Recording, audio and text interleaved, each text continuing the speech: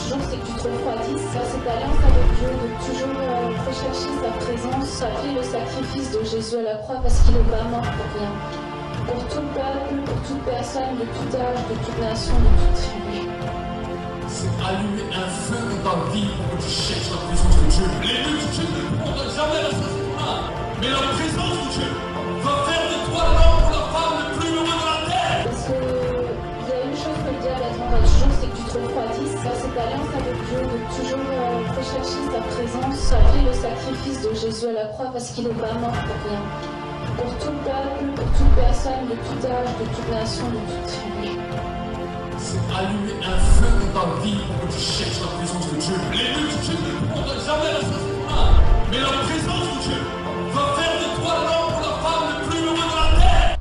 Donc le prophète et l'épouse ne sont pas là ce soir, ils nous saluent, elles m'ont donné le privilège tout simplement de nous apporter le message que Dieu m'a mis à cœur. Donc on va remettre ces instants dans les mains du Seigneur. Père Céleste, nous voulons te rendre grâce pour ce moment de privilège que tu nous accordes de pouvoir être réunis dans ta maison. Seigneur, ajoute dans tes fabriques au mieux que mille par ailleurs. Et nous te demandons maintenant, Saint-Esprit, que tu conduises ce moment. Ô Esprit de Dieu, nous avons tellement besoin de ta grâce, de ta faveur. Viens, ouvre les esprits, ouvre nos cœurs de chacun d'entre nous. Et que vraiment cette parole qui va sortir de ma bouche, que toi, tu vois mettre dans ma bouche, qu'elle puisse vraiment trouver la place dans les cœurs et dans les esprits. Et que ces paroles puissent porter du fruit dans chacune de nos vies. Au nom puissant de Jésus. Nous te disons merci pour tout ce que tu vas faire dans la vie de chacun d'entre nous ce soir, Saint-Esprit. Viens régner dans ce lieu. Et nous te disons merci d'avance. Au nom puissant de Jésus. Amen. La lettre de Jean 3, 2 à 4 nous dit « Bien-aimé, je souhaite que tu prospères à tout égard et que tu sois en bonne santé comme prospère l'état de ton âme. Je me suis beaucoup réjoui lorsque les frères sont arrivés et ont rendu témoignage de la vérité qui est en toi et de la manière dont tu marches dans la vérité. Mais bien aimé, cela est le désir de chaque serviteur de Dieu qui a un cœur selon le cœur de Dieu. Chaque serviteur de Dieu doit avoir ce désir que ses brebis prospèrent comme prospère l'état de leur âme. Et pour que notre âme puisse prospérer, nous devons être sincères, premièrement avec nous-mêmes, sincèrement avec Dieu, et sincère envers le corps de Jésus-Christ. Nous ne devons pas oublier, disons, que le monde observe l'Église. Et trop souvent, l'Église oublie ces choses-là. Nous voyons que chacun d'entre nous, lorsque nous avons accepté Jésus, nous sommes devenus des disciples de Jésus. Donc j'ai regardé la définition de disciple qui veut dire en grec mathéthéo. Être un disciple de quelqu'un, suivre ses préceptes et ses instructions, la parole de Dieu.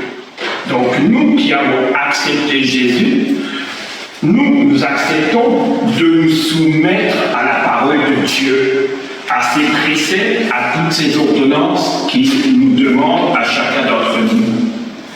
Dans le mot disciple, nous trouvons la discipline.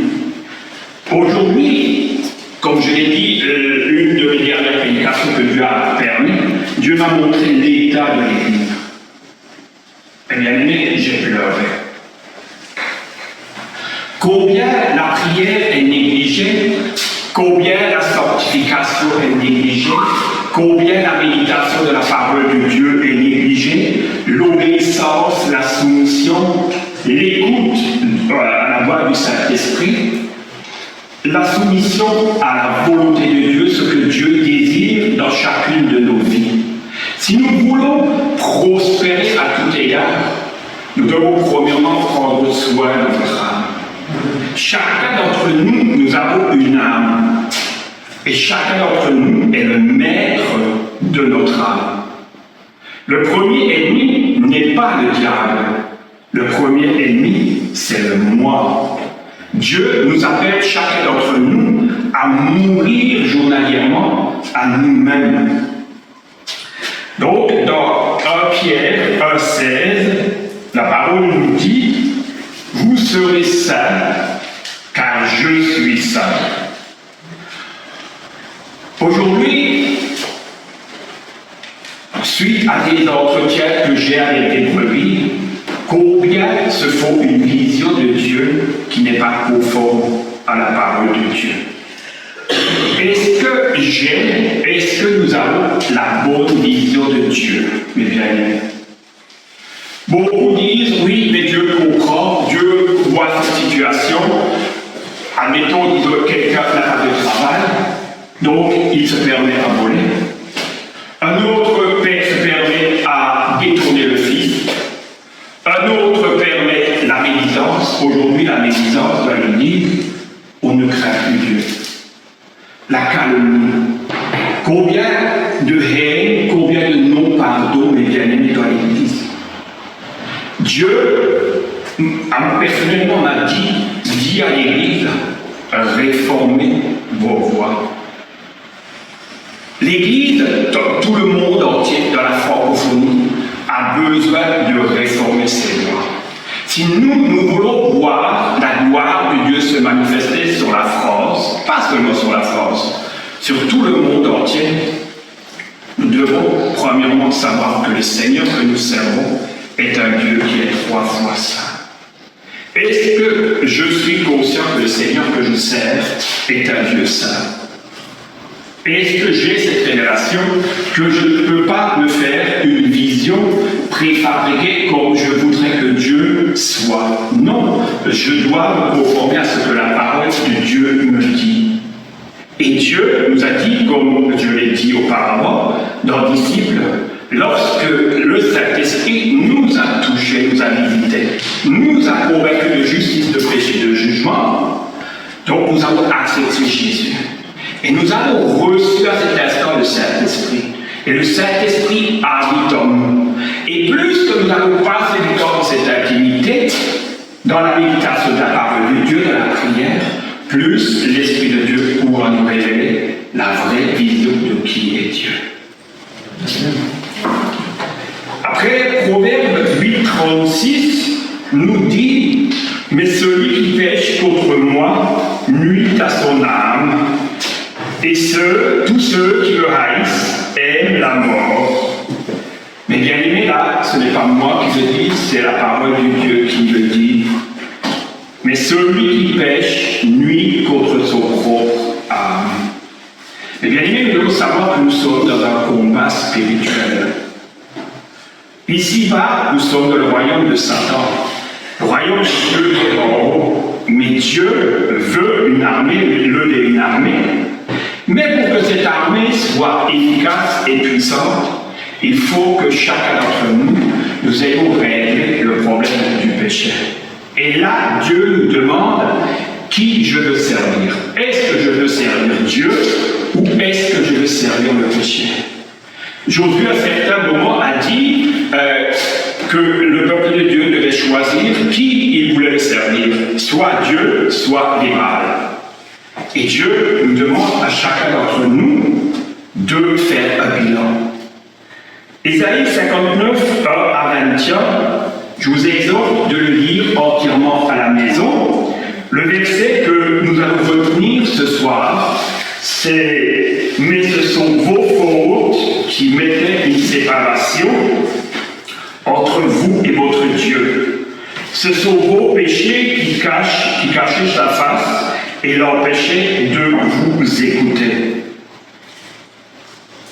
Mes bien-aimés, qu'est-ce qui est un mur entre Dieu et nous? C'est le péché. Ce n'est pas moi qui le dis. Ce sont vos fautes qui cachent la face de Dieu. Aujourd'hui, quand nous voyons l'Église, combien de gens sont malades? Combien de gens sont tombés dans le piège du non-pardon? Combien sont tombés dans le piège de la haine? On dit aimer Dieu et avoir de la haine envers son prochain. Nous devons, moi je dois faire ce bilan dans ma vie personnelle.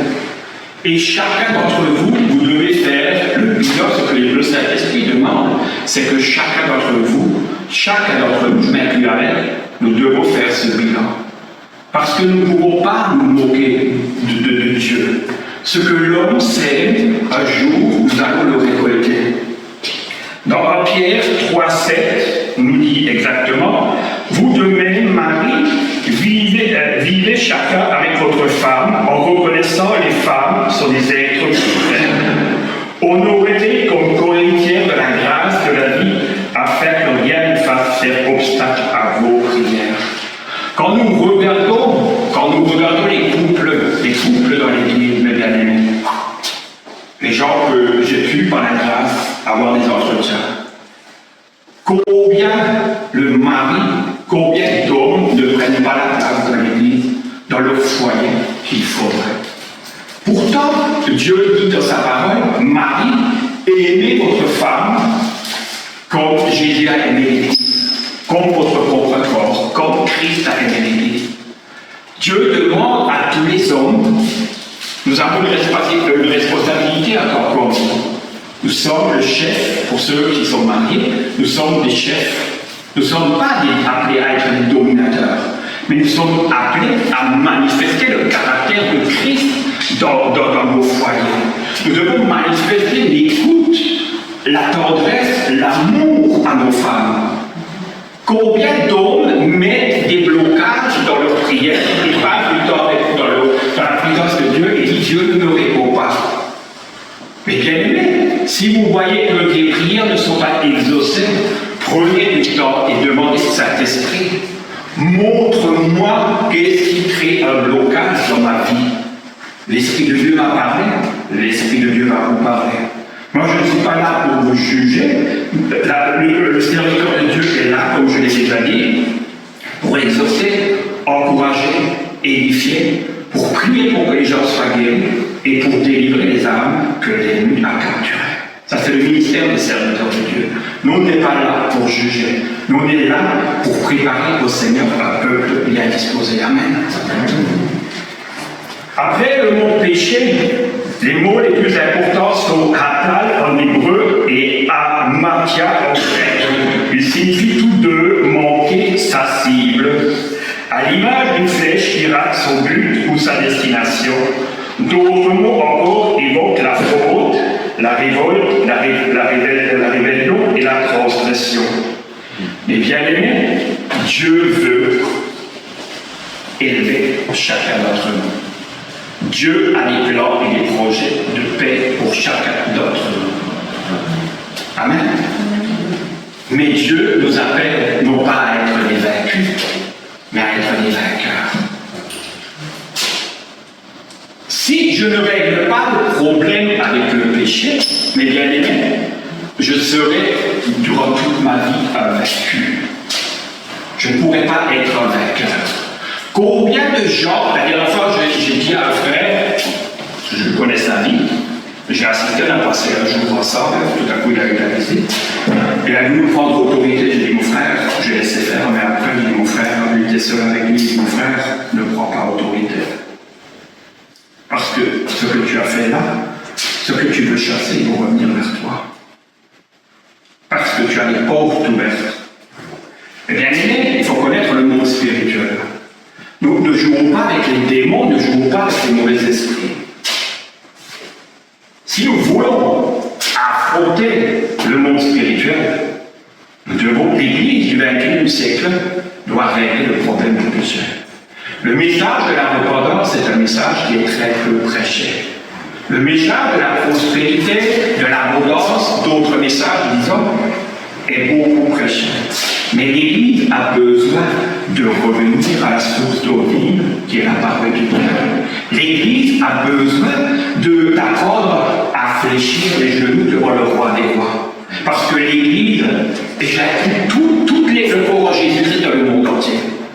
Vous et moi, nous avons entendu des scandales. Le cœur du Père est en train de pleurer quand il voit son Église. Le Seigneur dit, celui qui n'assemble pas, qui divise, est contre Dieu, n'est pas de Dieu. Et bien aimé, combien dans l'Église disent aimer Dieu? Même si mon frère maintenant me prend le téléphone, me jette à la tête, est-ce que je le bénis ou est-ce que je le maudis? À certains moments, Jésus était avec Jean et Jacques. Il voulait rentrer dans un village et il ne pouvait pas rentrer. Et Jacques et Jean disent, veux-tu que nous appelions le feu de Dieu sur ce village? Jésus a dit, mais de quel esprit êtes-vous animé? Je ne suis pas venu pour détruire, mais pour sauver. Est-ce que nous sommes conscients de cela, peuple de Dieu?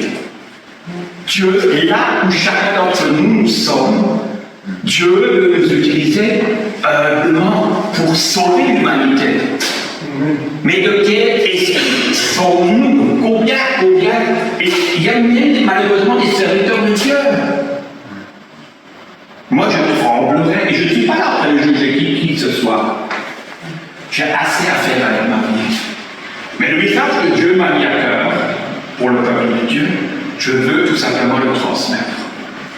Et après, chacun d'entre nous, nous devons faire ça. Soit je fais un bon choix, soit un mauvais, mais bien aimé, chacun d'entre nous, nous sommes un jour devant le trône de Dieu. Toute chose cachée sera nous en lumière. Après, il nous est dit, dans 2 Corinthiens 13, 5, examinez-vous vous-même pour voir si vous êtes dans la foi. Éprouvez-vous vous-même, ne reconnaissez pas que Jésus-Christ est en vous, à moins que l'école ne soit pour vous un échec. Et bien aimé, là c'est pareil. Comment est-ce que je réagis quand je suis dans la fournaise, dans l'épreuve? Est-ce que chacun d'entre vous, ainsi que moi, sommes conscients que nous sommes des pierres précieuses? Est-ce que nous sommes conscients de la faveur que nous avons eue de Dieu? Si Dieu n'aurait pas manifesté sa compassion, sa miséricorde, je serais depuis longtemps mort. Est-ce que chacun d'entre vous, disons, nous sommes assis ce soir dans ce lieu pour écouter la parole de Dieu? Ce n'est que grâce. Si nous ne commettons pas les péchés des gens qui sont dehors, ce n'est que par grâce. Tout n'est que grâce. Si je peux prêcher ce soir la parole de Dieu, c'est que grâce. Que toute la gloire soit donnée au Père, au Fils, au Saint-Esprit. Mais chacun d'entre vous, vous avez eu des dons. Chacun. Que personne ne dise qu'il n'a pas eu de dons. Et Dieu vous aime chacun de la même manière. Amen. Amen. Et cet examen, je ne peux pas le faire pour vous. C'est un travail individuel. Quand vous amenez votre voiture au garage, vous voulez que le garagiste soit sincère. Il vous dit, écoutez, il faudra changer les plaquettes ou les plaquettes de frein et les pneus. Ou il vous ment. Vous aimez bien la vérité. Donc le peuple de Dieu a besoin, quand il fait son examen, pas seulement le dimanche matin. C'est affreux. Quand je dis c'est affreux, c'est vrai, un jour je prêchais et je demandais à l'église de citer les péchés. Voilà, on a dit l'adultère, on a dit la fornication, la pornographie, l'homosexualité, le meurtre. Et ça s'est arrêté là. Mais l'amertume, la rancune, la médisance, la trahison, la haine, la jalousie, toutes ces choses sont pratiquées ouvertement aujourd'hui dans l'Église. Et l'Église chante Alléluia. Combien d'hommes et de femmes rentrent dans l'Église et sont inconscients que chacun d'entre nous, c'est marqué dans Job, on a des anges qu'il faut le rapport le soir à Dieu. Est-ce que je suis conscient du rapport que Dieu fait un rapport de maître? Est-ce que vous êtes conscient que Dieu, les anges font un rapport à Dieu?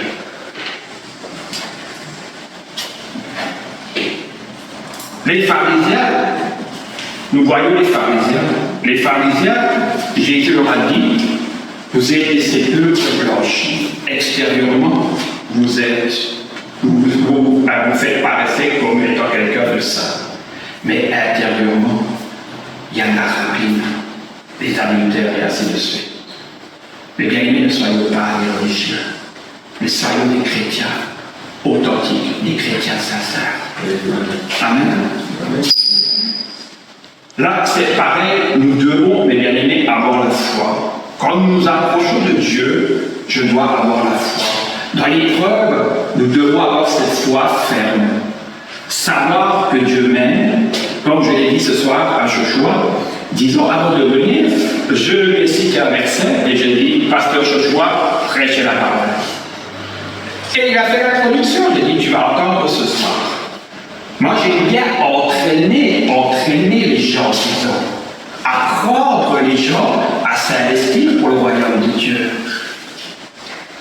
Et c'est pour cela que je dis il faut avoir la foi dans l'épreuve. Pas la foi quand tout va bien. Jésus a dit, si le Fils de Dieu revient, et le Fils de l'homme revient, trouvera-t-il la foi? Ça ne sera pas n'importe quelle foi, mes bien-aimés. Ça sera une foi déterminée. Je suis prêt à mourir pour mon bien-aimé. Il est mort pour moi et je suis prêt, parce que là où il me mènera, là où il me fait passer, nous devons savoir qu'il est avec nous. Et l'ennemi vient toujours à mettre le doute. Et l'apôtre Jacques nous dit que celui qui demande quelque chose, qui le demande sans douter, parce que celui qui doute ne recevra pas. Et bien aimé, nous avons chacun d'entre nous des moments de doute, mais nous devons ordonner à notre âme de se taire et marcher, dire à notre esprit, esprit, je t'ordonne de prendre le contrôle de mon âme. Est-ce que nous faisons cela? Et après, nous avons la troisième proposition, disons, nous qui avons dit et accepté Jésus, nous devons baser notre foi, non pas sur l'épreuve, non pas sur ce que nos yeux voient, mais ce que la parole de Dieu déclare. Avez-vous un enfant qui s'est détourné de Dieu? Seigneur, tu as dit que nul ne peut venir à toi si le Père l'attire. Ne pas dédier des paroles négatives sur votre enfant. As-tu un problème de couple?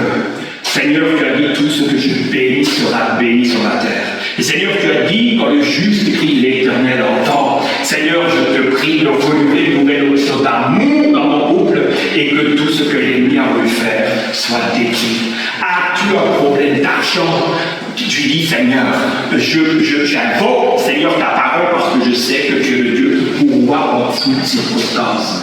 Chaque problème que nous avons la parole de Dieu. Et notre foi doit se reposer non pas sur nos yeux, mais sur ce que nous entendons. Et ce que nous entendons, il y a un choix, c'est pareil. Il y a un choix. Soit je choisis de croire à ce que Dieu me dit de la parole, ou soit je choisis ce que Satan veut m'infliger dans mon esprit. Et le Seigneur dit, marchez selon l'Esprit de Dieu. Amen. Amen. Comme je l'ai dit, pour grandir spirituellement et prospérer dans tous les domaines, nous devons régler le problème du péché. Parce que, mes bien-aimés, trop souvent l'Église a oublié, quand nous péchons, l'ennemi nous vole la paix, nous vole la joie, nous vole la bénédiction de Dieu, nous fait tourner en rond, nous affaiblit dans le monde spirituel et donne à Satan un droit de nous attaquer. Est-ce que je suis conscient? Est-ce que nous sommes conscients de ce que le péché produit dans nos vies? Et nous vole, et quand nous péchons, nous n'avons plus ce zèle d'aller vers Dieu. Parce que nous savons que nous avons un frère. Mais bien aimés, nous péchons tous chaque jour. Et je ne dis pas qu'un péché est plus grand que l'autre. Mais travaillons à notre sanctification. Demandons à Dieu d'étendre sa main sur notre bouche. Parce que la bouche peut produire la vie ou la mort. Et Dieu appelle son Église à être soumis les uns les autres. Pas seulement soumis que ce soit au couple pastoral, au couple des apôtres, au couple des prophètes. Pour moi, disons, le Seigneur dit soyez soumis aux autorités. Amen. Là, l'Église a aussi besoin d'apprendre. Mais l'Église a aussi besoin d'apprendre la soumission entre frères et sœurs en Christ. Amen. Et les serviteurs de Dieu doivent apprendre à ne pas vouloir dominer sur les brebis, mais à prendre soin comme Jésus a pris soin. Amen. Parce que les serviteurs de Dieu, ils oublient trop souvent qu'ils seront jugés 2 fois, mes bien-aimés. Le peuple de Dieu sera jugé 1 fois pour vos vies, mais les serviteurs de Dieu seront jugés 2 fois. Et combien malheureusement, la porte du royaume de Dieu sera fermée.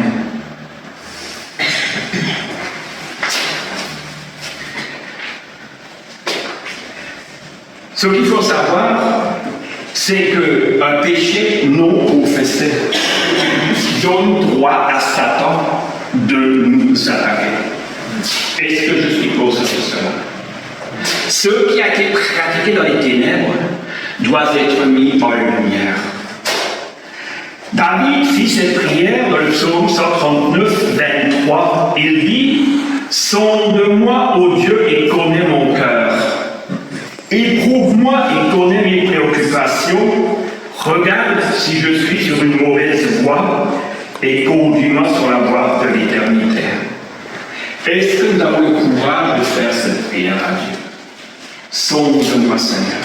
Et c'est ma prière pour moi personnellement. Sonde-moi, Seigneur. Et vois toutes mes préoccupations.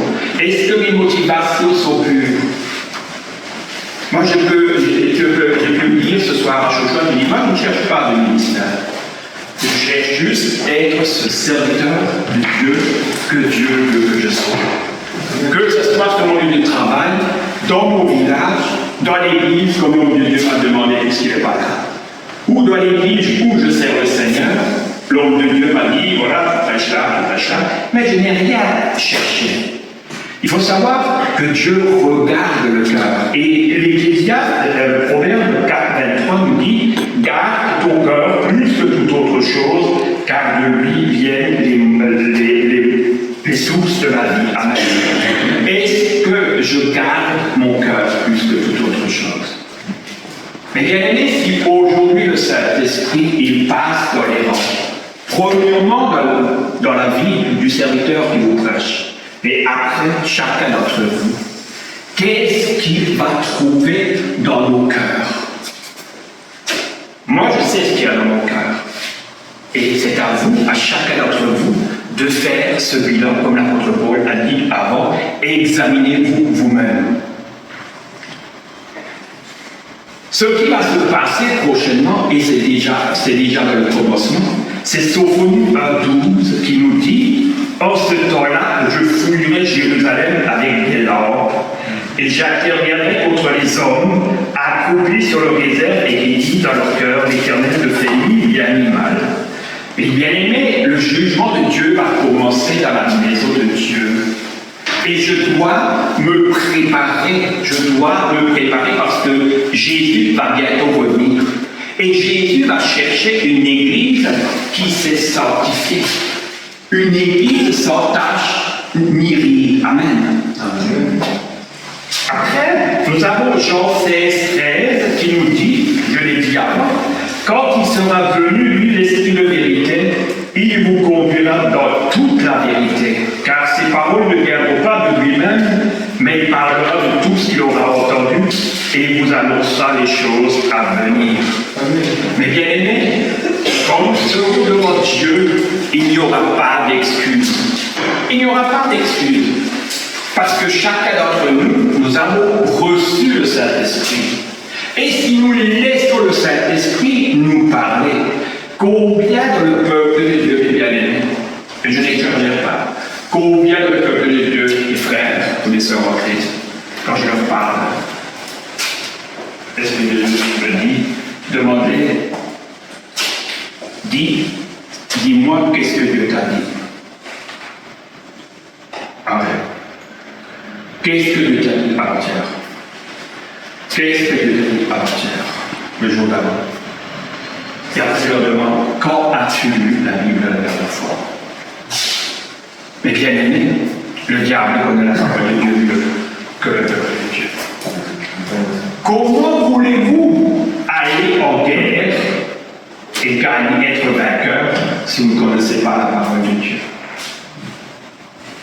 peux prier pour vous. Mais ce que le peuple de Dieu doit faire, moi je ne peux pas faire. Quand je vous invite à manger, vous mangez vous-même. Et le Seigneur dit, Jésus a dit, l'homme ne vivra pas de pain seulement, mais de toute parole qui sort de la bouche de Dieu. Donc, ça doit être une discipline. On revient sur disciple, on revient sur discipline. Je dois me discipliner à passer du temps dans la présence de Dieu. Premièrement, pour avoir la bonne vision. Et deuxièmement, quand Jésus était amené, pas par Satan, mais par le Saint-Esprit dans le désert, il a répondu comment pour avoir les victoires? Il a répondu avec la parole de Dieu. Si tu es le Fils de Dieu, lui dit Satan, chez toi en bas, et Dieu te gardera. Mais Satan, il tourne la parole de Dieu. Et Jésus lui a répondu avec la parole. Mais combien dans le peuple de Dieu, l'Église charismatique veut critiquer les témoins de Jéhovah? Et bien aimé, j'ai déjà affronté les témoins de Jéhovah. Mais je dois constater que les témoins de Jéhovah connaissent la parole de Dieu mieux que le peuple de Dieu. Encore une fois. Et c'est triste. Nous qui disons aimer Dieu, on dit aimer Dieu. Je puis dire à Manassé ou à Joshua, je ne sais pas, si tu as plus tard une épouse, je vais expliquer si tu as une femme, tu passes seulement 5 minutes avec elle, est-ce que c'est vraiment de l'amour? Est-ce que c'est vraiment de l'amour? C'est un amour hypocrite. Parce que si j'aime ma femme, premièrement, je passe du temps avec elle. Je suis à ton écoute, je connais ses besoins, je lui parle, j'aime me promener avec elle, et j'aime passer du temps dans l'intimité avec elle. C'est pas du 5 minutes, du 10 minutes. Combien prient à table et se contentent de la prière de la table? Et combien d'enfants de Dieu ne prient même pas à table? Et ils ne savent pas que dans les aliments, il peut y avoir un poison. Ou des aliments qui ont été pratiqués à sorcellerie. Ça, c'est pareil, c'est à chacun d'entre nous, les bien-aimés, de faire le choix. Jean 8, 36 nous dit, si donc le Fils vous a franchi, vous serez réellement libres. Ça, quand nous observons l'Église, est-ce que nous pouvons dire que beaucoup sont affranchis? Soyons sincères en faisant le bilan.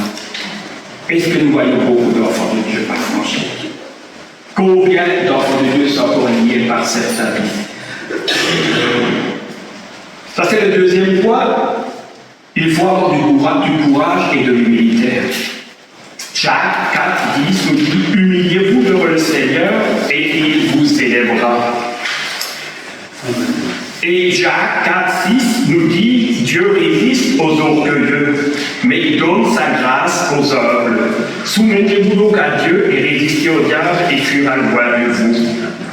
Approchez-vous de Dieu, il s'approchera de vous. Purifiez vos mains pécheurs et nettoyez vos cœurs, âmes partagées. Reconnaissez votre misère, menez deuil, pleurez, que votre rire se change en deuil et votre joie en tristesse. Mais bien-aimés, Dieu demande à chacun d'entre nous lequel je veux être, celui qui est humble ou celui qui est orgueilleux. Et bien aimé, il y a des péchés que l'Église a pu pratiquer et que moi j'ai pu pratiquer. Je n'ai plus honte de mon passé parce qu'il a été lavé par le sang de l'agneau de Dieu. Parce que Jésus l'a porté à la croix. Mais un jour, il fallait voir un serviteur de Dieu parce qu'il faut faire des prières spécifiques dans certains domaines. Nous n'avons pas besoin pour tous les péchés de venir vers le serviteur de Dieu. Mais que ce soit la sorcellerie des parents, que ce soit si vous avez eu des rapports sexuels avant le mariage, disons, toutes ces choses, vous devez savoir, Jésus dit, quand l'homme s'unit avec une femme, tous les deux deviennent une seule chair. D'accord? Une seule chair. Combien de gens dans l'Église aujourd'hui pratiquent ouvertement la fornication, l'adultère, sans savoir qu'il y a des conséquences? Et s'ils ne trouvent pas quelqu'un, un ministère ou des serviteurs de Dieu qui croient encore qu'il faut faire des prières spécifiques. Parce qu'aujourd'hui, là aussi, dans l'Église, mes bien-aimés, beaucoup de serviteurs de Dieu disent acceptez Jésus et tout est réglé.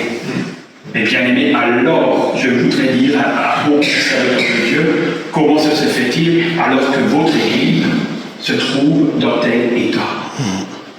Il y a des confessions que nous devons faire. Si Lévitique nous le dit, Lévitique 26, 40 nous dit « Confesseront leurs fautes et la faute de leur terre, les infidélités qui sont commises envers moi et la résistance qu'ils m'ont opposée. » Et après, il dit « Confessez Jacques 5,16, vos péchés les uns aux autres et priez les uns pour les autres afin que vous soyez guéris. » Eh bien, est-ce mes paroles? Où est les paroles de Dieu? C'est les paroles de Dieu. Alors, il y a des péchés que, c'est vrai, certains péchés, on a honte de confesser. Mais demandez au Saint-Esprit. Dans certaines églises, il y a 2 pasteurs, il y a un apôtre, il y a un prophète, et ainsi de suite, disons. Demandez au Saint-Esprit vers quelle personne vous devez aller. N'allez pas n'importe vers quelle personne. Allez vers un serviteur de Dieu, parce qu'il y a déjà eu des scandales où le peuple de Dieu a fait, malheureusement, bouche, téléphone et boum boum, et les personnes, au lieu d'avoir eu la délivrance, ils ont fait quoi? Ils se retournent dans le monde. Et d'autres enfants de Dieu qui continuent à chanter Alléluia, mais ne savent pas qu'ils seront devant Dieu, le sang leur sera réclamé. Le sang leur sera réclamé. C'est pour ça qu'il y a beaucoup qui braquent le salut. Moi, je ne suis pas en train de braquer le salut. Moi, je suis en train de vous dire la vérité. Et il y a des choses qui sont des fois difficiles à entendre. Comme j'ai dit, moi, dans une des prédications que j'ai faites, dans ma jeunesse, j'ai rencontré un serviteur de Dieu qui m'a dit « Bertrand, arrête de spiritualiser la parole de Dieu, mais pratique-la. » Ah, j'ai eu une claque. Moi, j'ai une claque spirituelle que je voulais être contre là-bas. J'ai eu une claque qui m'a remis en place. Mais je bénis l'Éternel que cette personne m'a dit la vérité. Parce que sinon, j'aurais continué avec le Seigneur en jouant avec la parole de Dieu. Avec la parole de Dieu, on ne peut pas jouer. Vous observez le code de la route, vous n'avez aucun PV. Vous dépassez de 10 ou de 15, vous avez un PV, vous êtes en infraction. Il y a des conséquences. Avec la parole de Dieu, vous enfreignez la parole de Dieu, il y a des conséquences. Chaque brebis doit avoir un berger. Ça, l'Église doit être consciente. Que ce soit un prophète, un apôtre, un berger. Et là, c'est pareil, je comprends que l'Église de certaines personnes, aujourd'hui dans l'Église, dans toute la francophonie, combien de scandales, combien d'enfants de Dieu n'arrivent plus à faire confiance à un serviteur de Dieu, parce que soit ils ont été manipulés, soit ils ont été dominés, soit ils ont été dépouillés, soit ils ont été exploités.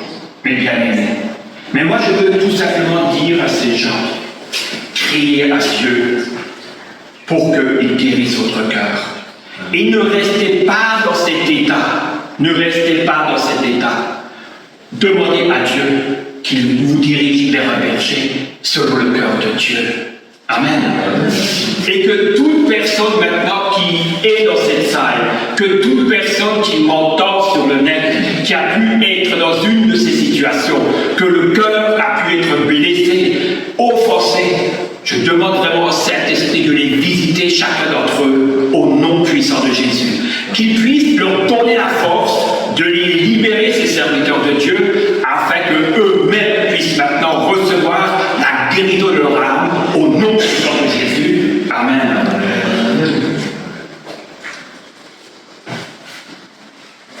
Exode 25 à 6 nous dit « Moi, l'Éternel, ton Dieu, je suis un Dieu jaloux, qui punit l'iniquité des pères sur les enfants jusqu'à la 3e, la 4e génération de ceux qui me haïssent, et qui fait miséricorde à la milieu des générations à ceux qui m'aiment et qui gardent mes commandements. » Seigneur, mes bien-aimés, ce n'est pas une parole de moi, encore une parole de Dieu. Et je bénis l'Éternel qu'il m'a conduit, moi, mon couple, dans une église où le prophète m'a dit, quand il est parti d'Alsace, là c'est pareil, j'ai dit Seigneur, je veux une confirmation. Je veux une confirmation. Et Dieu m'a donné la confirmation, c'était ma place. Mais cette église, disons, croit encore aux malédictions. Combien d'églises ne croient plus aux malédictions? On prend des versets, vous pouvez citer des versets, il n'y a plus aucune condamnation pour ceux qui sont dans Jésus-Christ. Ce que je fais longtemps dans ma vie aussi auparavant. Jusqu'au jour où j'ai rencontré un homme de Dieu qui a eu le don de la prophétie. Et il m'a parlé. Et dans une église où j'étais auparavant, Dieu m'avait donné une parole, mon épouse et moi, on y allait pour chercher la cassette. Mais malheureusement, la confession n'était pas dessus. Et des années après, et je cherchais parce que je savais le commencement, mais pas la fin. Et des années après, Dieu m'a parlé. Et j'ai dû confesser, et j'ai dû mettre cela en règle. Et bien aimé, disons, un jour, je vous donne un exemple, mon épouse et moi on a roulé. J'ai vu une buse accrochée à un arbre. Moi qui étais fan pour les campagnes, j'ai décroché ça de l'arbre et j'ai ramené ça à la maison d'ailleurs. Et je les ai empaillés et je l'ai accroché dans ma maison. Empailler une buse, il n'y avait rien de mal. Mais celui qui avait fait cela avait tout simplement construit un hôtel de bénédiction. C'était un paysan. La semaine d'après où j'étais passé, il y avait un corbeau qui était accroché. Et là, il y a la malédiction de la pauvreté qui vous surprend. Et après, vous pouvez avoir Jésus, vous pouvez confesser toutes les promesses. Eh bien, mais tous les actes que nous faisons ont des conséquences. Et la sorcellerie est plus pratiquée en France. On croit des fois dans les pays africains, mais la sorcellerie est beaucoup pratiquée en France. Et le peuple français, le courant Jésus-Christ en France, il dort. Pasteur Mamadou, à un moment, il a dit, il allait prier avant de manger. Vous ne savez même pas les incantations qu'il faut sur les poulets.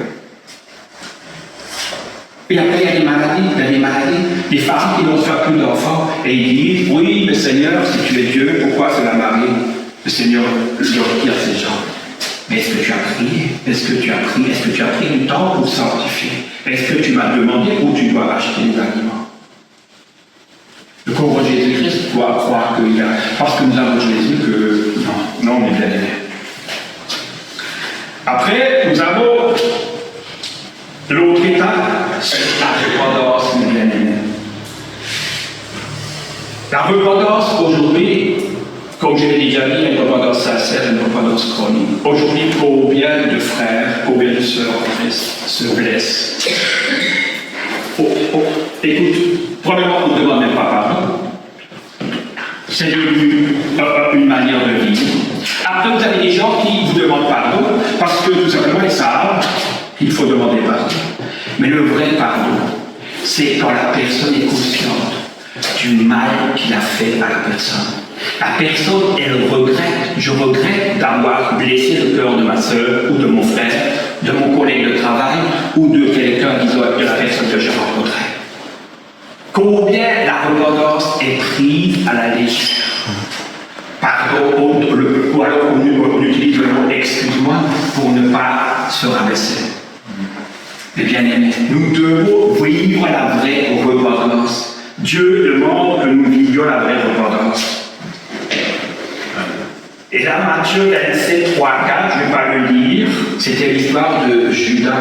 Judas qui a livré Jésus, après il fut pris de remords et rapporta les 30 pièces d'argent. Il dit, j'ai péché en livrant le sang innocent. Et les religieux ont dit, cela ne m'importe. Cela nous importe, ça te concerne. Combien aujourd'hui, même dans l'église, vous rencontrez ces comportements?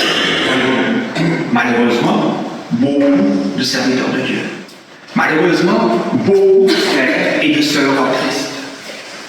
Après, quand la personne ne vient plus à l'église, ça ne me regarde pas. Son enfant s'était détourné du droit chemin, où on a sali l'enfant. La maman, elle a eu tellement honte, disons, qu'elle n'avait plus le courage d'aller.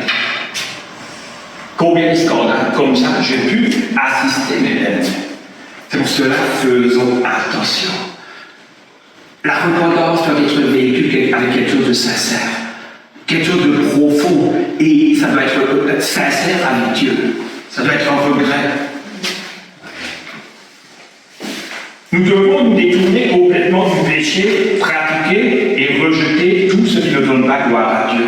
Et là, nous voyons l'histoire de Actes 19, 18 à 19. Les gens qui ont pratiqué la sorcellerie, ils ont ramené des livres et ainsi de suite à une grande somme faramineuse. Je le répète, Dieu ne veut pas des paroles, mais Dieu veut des actes. C'est une chose qui est différente. Prendre des décisions, je décide de faire ça, je décide de faire ça, je décide de faire ça. C'est bien, Dieu il aime, mais Dieu préfère des actes. Le Seigneur dit, n'aimez pas votre prochain avec des paroles, mais en actes. Nous devons pratiquer la parole de Dieu, pas aimer avec la bouche, mais bien aimer. Quand nous voyons un frère qui a besoin d'un coup de main, est-ce que nous disons, et je dois prier, je dois faire cela, ou est-ce que je suis prêt à donner 1 heure? Quand j'ai une sœur en Christ qui a un pied cassé, est-ce que je suis prêt à lui faire des courses? La dernière fois, quand l'église, quand il y avait malade, qui a téléphoné à l'autre en disant, ces choses-là doivent s'apprendre dans l'église, mes bien-aimés. Chacun d'entre nous, vivre la compassion, vivre l'amour de Jésus. Pas de grands discours, pas de grands discours, mais des actes, mes bien-aimés. Dieu attend de nous des actes. Bien-aimés, la connaissance va disparaître. Toute la connaissance, tous les dons vont disparaître. Mais notre caractère, le caractère de Bertrand, va me poursuivre dans le royaume de Dieu. Mes œuvres vont me poursuivre. Votre caractère, vos œuvres vont vous suivre devant le trône de Dieu. Et un jour, il y aura un jugement. Et là, moi, je n'aurai pas le prophète avec moi, je n'aurai pas ma femme avec moi, je serai seul devant Dieu. Et chacun d'entre vous, vous serez seul devant Dieu. Acquérissons la crainte de Dieu, mes bien-aimés. Après, je vous ai dit, Josué 7, 19, j'exhorte l'Église à lire le texte. Quand Josué est un serviteur de Dieu, Josué est un serviteur de Dieu, Josué est un serviteur de Dieu, et il est allé au combat, mais avant d'aller au combat, il a consulté Dieu, et Dieu lui a dit va. Donc il était conforme, il a demandé Dieu, il a envoyé, et il y a une partie qui est allée visiter, tu n'as pas besoin d'envoyer toute ta partie, toute cette partie, il y a tant de personnes, tant de personnes suffiront, donc Josué a envoyé. Et ils sont allés, ils ont combattu. Et il y a des hommes, je crois, une vingtaine de personnes qui sont morts, je crois. C'est la tête de personnes, il n'y a nulle part marqué qu'ils ont péché. Mais ils sont morts parce qu'il y avait péché. Et Josué, serviteur de Dieu, avec les anciens qui sont prosternés, ils ont mis la poussière sur leur tête. Seigneur, pourquoi nous as-tu laissé sortir? Seigneur, pourquoi? Jusqu'au moment où Dieu a dit Josué, lève-toi, il y a péché dans le corps. Et après, il a dit, demain matin, tu lèveras les tribus, tu sanctifieras les peuples. Et la tribu que je te montrerai, c'est celle-ci qui a péché. Et Dieu a fait sortir Achan. Et alors Josué a dit à Achan, mon fils, donne gloire à l'Éternel, le Dieu d'Israël, et rends-lui hommage. Déclare-moi donc ce que tu as fait, ne me le cache pas. Donne gloire à Dieu en confessant ce que tu as fait. Et Dieu attend aujourd'hui, pas seulement aujourd'hui, Dieu attend depuis longtemps. Il dit, peuple de Dieu, donne ma gloire, confesse tes péchés, abandonne tes mauvaises voies, et je veux te bénir, je veux te rendre libre, je veux t'affranchir. Combien de péchés dans l'Église non confessés? Combien de gens j'entends dire Seigneur, pardonne-moi de tous les péchés que j'ai pratiqués, et c'est fini. Et le Seigneur dit, si nous confessons non, c'est plus rien, nos péchés, nous devons être pressés.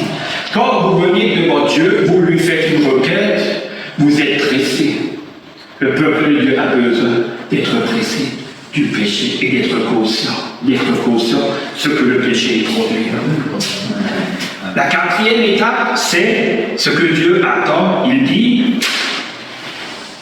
produisez donc du fruit digne de la repentance et un fruit qui demeure. C'est la quatrième étape.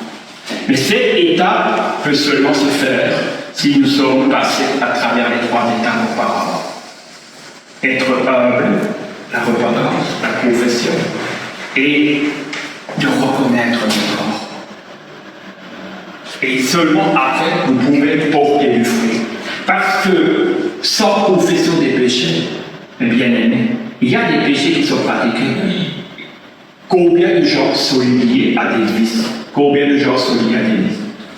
Et ils ont honte de dire d'aller voir un serviteur de Dieu. Alors ils sont sur la colline, après ils sont en bas, après c'est du yo-yo avec Dieu, c'est du yo-yo avec Dieu. Qui le Fils a franchi, c'était une promesse que mon épouse et moi on a entendue par Pablo à Strasbourg. Autant là-bas j'ai dû dire, oui Seigneur, je ne suis pas affranchi, même je suis vers un obstacle mon épouse. Mais Dieu a vu le cœur, Dieu a vu la soif, et Dieu a conduit. Dieu connaît chacun d'entre vous, mais il connaît vos cœurs. Moi, je ne connais pas vos cœurs. Dieu voit la sincérité de chaque enfant de Dieu. Et ce que Dieu nous demande, c'est d'être sincère.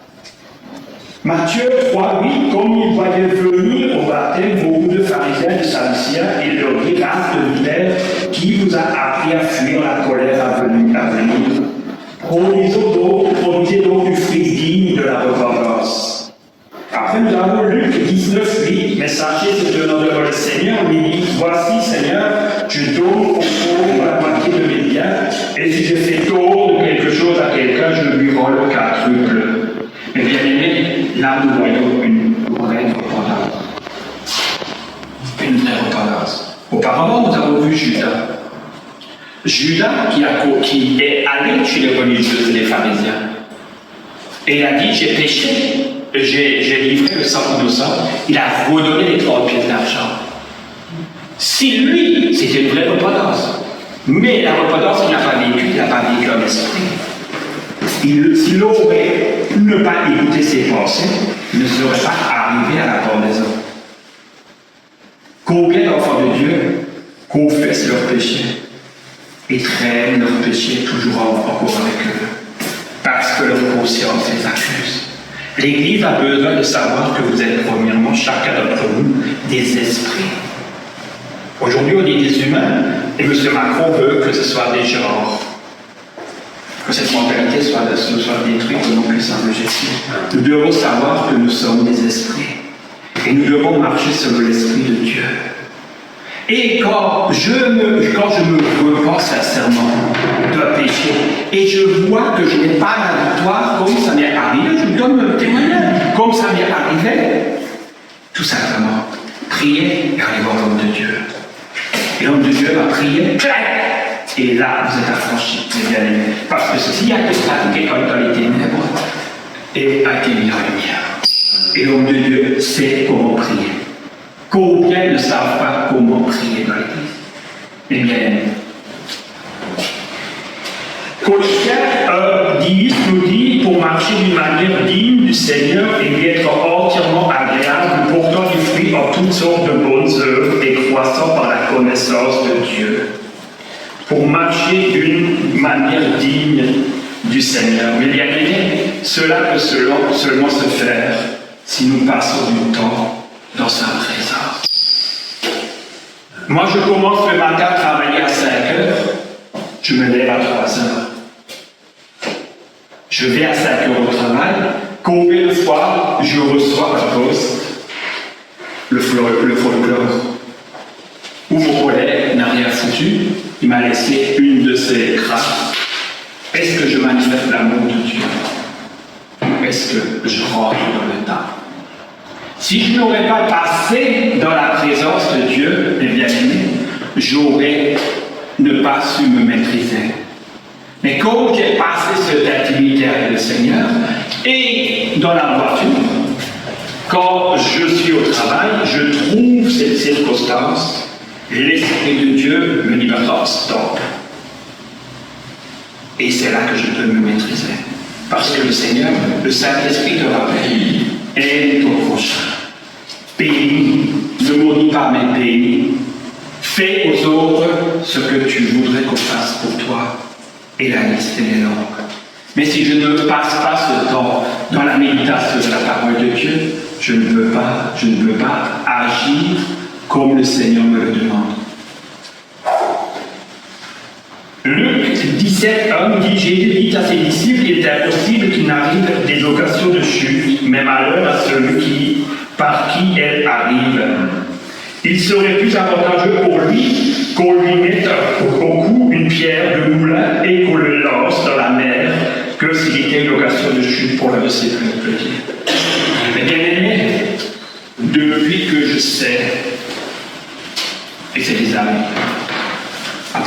revenant de conversion, quand j'ai lu la parole de Dieu, Dieu m'a parlé dans ma chambre.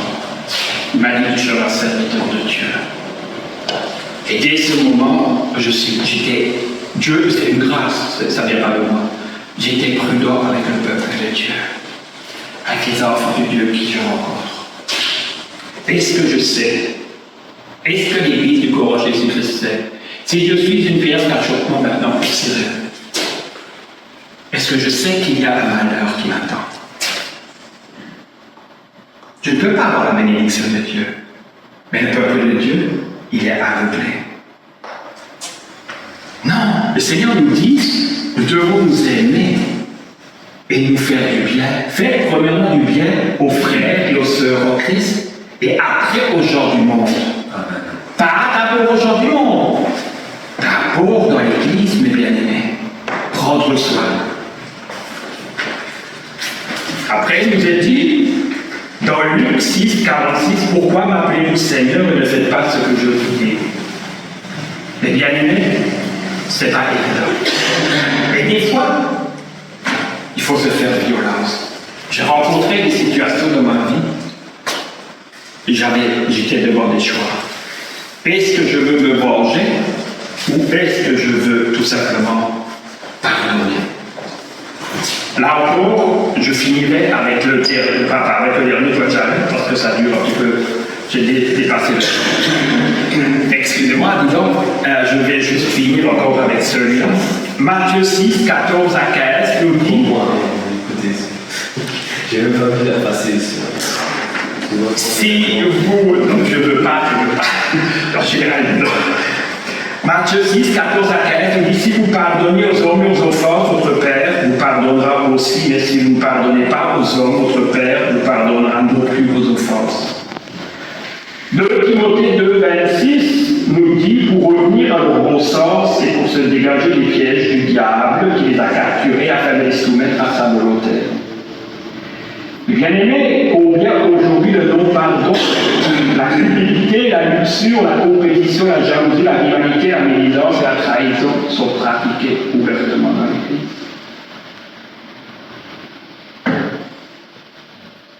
C'est un constat que j'ai pu faire, sans gêne. On trahit son frère. Quand un frère, il tombe, le frère se réjouit. Je savais de toute façon qu'il n'allait pas rester fidèle. Je savais qu'il allait tomber. Combien de paroles inutiles. Et le Seigneur dit, nous serons jugés un jour de toute parole qui est sortie de notre bouche. Est-ce que nous sommes conscients que nous sommes vraiment en foi? Le frère est le pied, la sœur est le pied gauche, la sœur est le bras, et ainsi de suite. C'est un exemple que je donne. Est-ce que je prends soin de mon corps? Parce que c'est le corps de Christ. Nous devons prendre soin les uns des autres, mes bien-aimés. Et le pardon, combien sont tombés, là, le Timothée nous dit, ils sont tombés dans les pièges du diable. Combien d'hommes et de femmes sont tombés dans ce piège? Combien de serviteurs de Dieu sont tombés dans les pièges? Dieu ne retire pas les dons, Dieu ne retire pas les ministères. Dieu peut utiliser une personne pour bénir une autre personne. Mais le jour où cette personne ne se repart pas, et si elle doit partir, mes bien-aimés, ce n'est pas à moi, dit l'argent, il nous dit, si quelqu'un croit et reçoit la parole, il sera sauvé. Celui qui ne reçoit pas cette parole, c'est cette parole qui va la juger. Ce n'est pas moi qui va nous juger. C'est Dieu, la parole, Jésus qui est la parole, et Jésus n'est pas venu pour juger dans ce royaume. C'est pour cela qu'il est important de mettre notre vie en accord avec la parole de Dieu. Et là, pour finir, je veux juste vous donner un témoignage.